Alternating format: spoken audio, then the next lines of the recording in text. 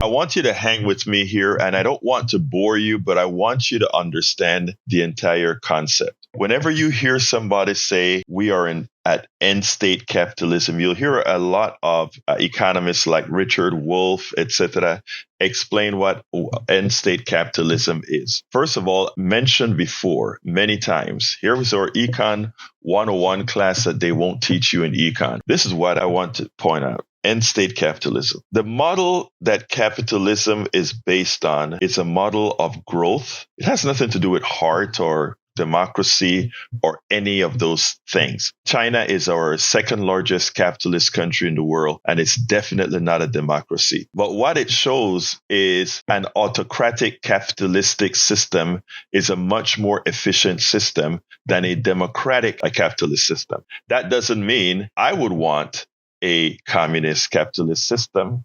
But when it comes to efficiency and how things work, the communist capitalist system is a lot more efficient than a democratic capitalist system. Henceforth, what we are attempting to do is to remove democracy more and more so that the capitalist model can work absolutely. But no matter what, the formula that governs the system is unsustainable. And let me give one example with one company. I don't need to have the numbers. I just need to show you the trajectory. Let's look at a company with Walmart. Walmart every year makes a profit. Let's say that profit is 3%. I'm just calling numbers here, but let's say that profit is 3%. If you look at the valuation of Walmart, what you would see is if you take all the Walmart stocks, multiply that by its value, the total value of that company isn't going to be the sum total of its trucks, the buildings that it owns, whatever inventory it has. That number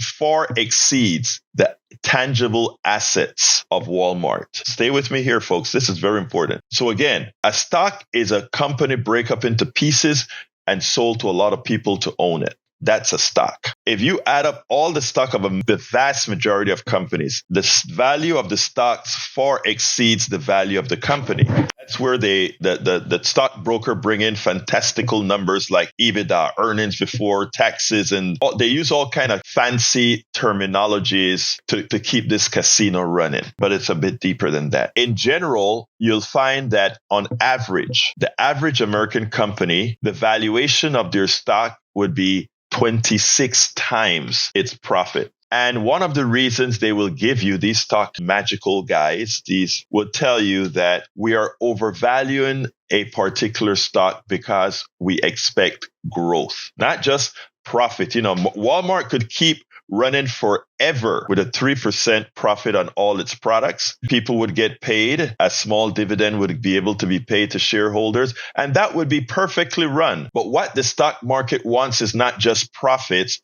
It wants growth, meaning they want Walmart every year to buy a few more Walmarts, grow a little bit more, and that gives them an increased value of their stock. The face value of their stock increase above and beyond, and including the dividend that they receive. That's how the system works. But what that means, if Walmart continues to grow, and let's remember this, America is not growing at some humongous population rate. It's a slow growth. But the growth that they want Walmart to grow would actually exceed what would be needed for population growth. What that means is that for Walmart to grow, they have to eat somebody. And Walmart has been doing just that. Walmart going to Timbuktu, Texas, Timbuktu, Louisiana, Timbuktu, many other places. And in the process, a leather shop shuts down, a shoe shop shuts down, place that sells clothes shuts down, a place that sells beds shut down. Because Walmart goes into that place, the people who own Walmart shares, they are happy. Walmart has done what? Walmart has grown, but at what expense? Of probably 10, 20, 30 privately owned companies wherever it goes. It's a way of taking away the wealth of the many to go into the coffers of the few, all in the name of growth. Well, there's a finite amount of towns in the United States. There are a finite amount of people growing steadily, but finite at any given time in America. which means for them to continue growing, to give the stock prices a constantly increase. People say, let my money work for me. They put it in the stock market and they expect a 7% return in the aggregate. Well, remember, if your population is not growing at 7%, if the average wages are not growing at 7%, but the investor class can receive 7% growth, that means they're taking a bigger piece of the pie. They're taking it away from you. When Walmart goes into a town, it takes away businesses. And just think about Walmart. This applies to Target. This applies to every big corporation looking for growth. It has to eat everybody else. That's what it has to do. And that's why when we talk about being at end state capitalism right now, that means that we are running out of people to take advantage of. There was a time in this country where we constantly took advantage of more human beings, more and more and more, right? We started out with the genocide against the Indians, and that way you acquired all your land. We then had slavery because we weren't yet as mechanized as we are today. We didn't have the productivity that we had. So we enslaved some humans to increase our productivity to be able to take care of these lands that we got. By the way, this is not anything on human beings. This is on the system. All of this is a part of this capitalist system. That's how it works. We're based on the labor of others. Everybody that's listening to me right now, whether you're a secretary, you're sweeping floors, you're a janitor, you're an engineer, the capitalist system is making money on your back. In other words, you are doing stuff and getting paid for it, but a large part of that pay, the profit that you create, is going to a select few. We have to understand how this concept works before I get into what NOAA did, what they're doing, how they're constantly eating more. So after slavery and mechanization that allowed, if you have a cotton gin, you no longer need a whole bunch of people to go pick cotton because the machine is a lot more efficient than the person. So why go ahead and pay for healthcare, pay for clothes, pay for all these things for a slave? You no longer need that. So when people talk about, slavery ended, slavery only ended because we got good mechanization and we were no longer needed all of these free labor. Do you think the North, who depends on a lot of the cotton from the South, was going to let slavery end if it would have hurt the businessmen in New York? They'll never let it end. Slavery outlived its usefulness, especially since we can have a new kind of slave called the employee. The employee is a perfect slave because they don't even know they are. You have people calling in here onto my program and cussing me out. You are a communist. No, I'm not. I'm a free enterpriser. I'm not a capitalist. I'm a free enterpriser. I believe in business, but I also believe in the commons. If we can separate people into the other, in other words, if we can let you hate somebody in the aggregate for some reason, if I can get you to hate a hell of a lot of immigrants, if I can get you to hate a whole lot of black people, if I can get you to hate a whole lot of brown people, because right now we have a white majority, right? So if I can get the white majority to, and I'm tying racism into capitalism this way, if I can get you to hate all these people, then my economic system can malign these people for the profit of a few.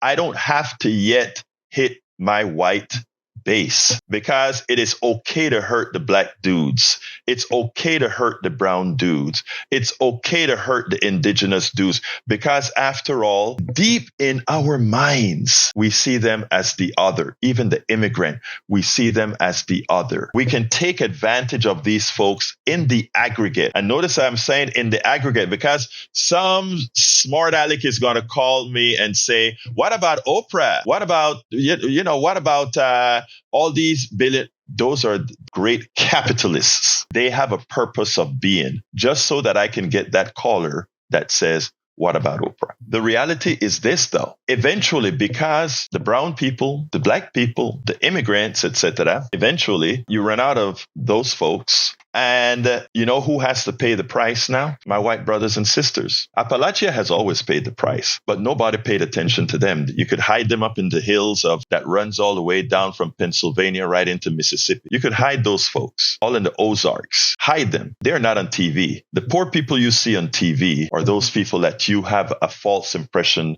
that these are the people that are the most dependent in America. So you can hide them. But eventually you run out of those folks as well. Those people are the underclass. They've been taken advantage of. They dug your coal. They got your black lung disease. They got all these things. They were maimed, but nobody sees them. They're not in the major media markets, or nobody wants them to be in the major media markets. And why is that? Because a lot of folks would have a kinful feeling with them. So you keep them out. But guess what? In end state capitalism, what happens? We have to come for you now. We don't have anywhere else to go. We got to come to you. So now when we look at income and wealth inequality and where it's going, the rest, remember I tell you about growth. We started the conversation with growth. For all these corporations to grow, they have to eat the little, because the entire country is not growing as fast as corporations need to grow to have the stock prices go up. So now you are in their crosshairs. And when they are taking advantage of you, I'm talking about my white brothers and sisters now, they don't want you to know that it's the capitalist system that enriches the few that causes you to pay more for what you're paying for, to make less than you deserve, etc. So they create these stories. They give you examples of a few of the others that are taking advantage of the system and plaster that onto all the others, get you pissed off, and we get the MAGA base, and we get the Tea Party, and we get folks that are working against their own interests, because they believe that if they allow things to happen, those other people will continue their abuse. Non-existent in the aggregate, but that's what it's all about. It's all about continuously eating more people to keep the beast fed. Now, Jack started the program with NOAA. Okay, Trump's NOAA will stop tracking costly storms. And it kind of looks like all Trump is doing is trying to make the people less informed, more dumb, more stupid. That's not what it's all about. And even if you read the article, that is kind of what they would want you to believe. Let me start out. It says, on the heels of the news that higher than average temperatures continue globally in April, one of the United States' top science agencies announced Thursday that it will no longer update a database that tracks climate disasters that tracks billions of dollars in damage. As of Thursday, the $1 billion weather and climate disaster database on the National Oceanic Atmospheric Administration website was replaced with a message saying there have been no such events in 2025 through April 8, which is a lie. You have all the tornadoes. You have even Arkansas's Republican governor who worked for Trump asking for relief for their state, and Trump said, no, you're getting no FEMA dollars. That flies in the face of an analysis by the Centers for Environmental Information, which has maintained the database and said that, $6 to $8 billion climate disasters have happened so far. $8 billion or more climate disasters have happened thus far. So we know that this is happening. But why will Trump stop monitoring all these things? People will say, he wants to keep people dumb. He doesn't want people to know that climate change is really occurring, et cetera, et cetera. On the surface, that may be partially true. But here's the thing. You ever heard of something called an insurance company? I want all of you that are listening to me, add up all of the different insurances you pay. Healthcare, car, home. You may have some for an umbrella, all of that. Add up all the different insurances you have and see what percentage of your salary all those insurances are going to add up to. You will be shocked. Insurance companies don't play. Insurance company needs that data. They need to know that catastrophes are on the rise, which they know. That's why your home insurance rates and your auto insurance rates are what they are today. All those floods that you find in Houston and everywhere else where all these cars are underwater, insurance companies know that more of those events are occurring, so they need that data. And by the way, yes, they correlate their own research departments who do the research that the government is already doing. They do that research. They corroborate their information with government data. But now what happens? The government says, I am not doing that anymore. I'm not keeping these databases anymore. And the insurance companies clap their hands and they say, amen. Two things that does for us. It means that all those college professors that are creating these models that talk about climate change, etc., that got their data free of charge from the government because we, the taxpayers, want to keep this information, and researchers can get this information at will so that they can model where things are going, no longer can get that data from the United States government. But guess what? We do know, people. We do know that data will continue to be collected because insurance companies need these data to do forensics on. They need this data so they can know how much to charge you. They need to know how long you're going to live, when you're going to die. Insurance companies know all of that. When they give you life insurance, they know that if you have these particular characteristics, you're likely to live to 78. You're likely to live to 50. They know that in certain communities, you're likely to live to 60. Insurance companies have all that data, and the government does as well. Now, researchers at universities and agencies can get that data from the government. I can get that data from the government. You can get that data from the government and do your own analysis. Trump is saying no longer is that the case with weather. Now, anybody who wants that data, they can go to an insurance company and say, hey, guys, I would like to buy this data from you, a new income stream for that insurance company. Data that was readily available by the government, no longer available. And now all the different universities, etc., that would do research on climate change and all these things will now have to buy the data. It's all about privatization of everything. That's why Donald Trump via Doge and Musk went through the entire government to shut down agencies because they want to make sure that these things are still going to get done, but now by the private sector at a premium price. End state capitalism. You have to find new sources of growth. And Donald Trump unabashedly is finding new sources of growth in the government and everywhere else. And you know who pays the price? We do. You do. So you keep believing the crap that they constantly tell you, including what the mainstream media allows them to pollute the air with on TV. And you don't look behind the scenes, and we all pay the price. We spend a lot of time deconstructing the news, trying to parse it into a form that everybody can understand. We try to find those little nitpicks where it flies above the fray, etc. If you really like these videos that we do, I want to ask a big favor. Please go ahead. Number one, subscribe to our channel. And number two, please join if you can. Thank you so kindly for watching. Keep watching. Please remember to share. We must populate the entire internet with our progressive message, a message that we know is what most Americans say that they want. So help us, please join.